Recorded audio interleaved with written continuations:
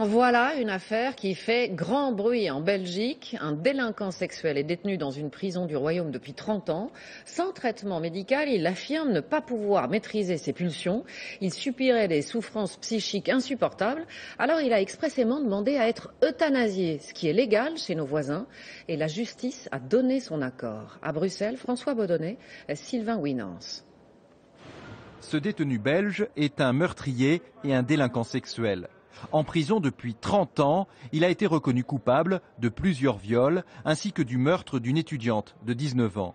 L'homme dit ressentir des souffrances psychiques insupportables et c'est pour les faire cesser qu'il a réclamé à plusieurs reprises d'être euthanasié.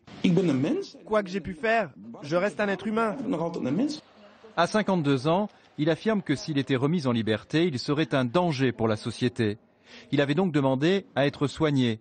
Mais comme dans le Royaume, il n'existe pas d'unité spécialisée pouvant l'accueillir. C'est par la mort qu'il sera libéré. Il a dit depuis le début qu'il ne peut pas continuer comme ça, qu'il ne peut plus vivre comme ça et qu'il ne peut plus accepter la douleur. Et dans un pays où depuis 12 ans, l'euthanasie légalisée ne fait plus de vagues, cette affaire suscite au contraire de vives réactions. Je trouve qu'il devrait faire sa peine. Il a le droit de choisir s'il veut vivre ou mourir, c'est tout.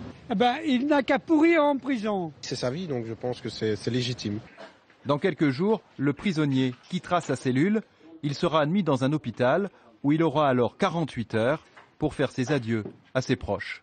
Et quelques jours avant cette affaire, les Belges ont découvert avec stupéfaction que l'an dernier, le nombre d'euthanasies pratiquées dans le Royaume a littéralement explosé de près de 30%. Cette pratique fait dorénavant, chaque jour ou presque, la une de l'actualité.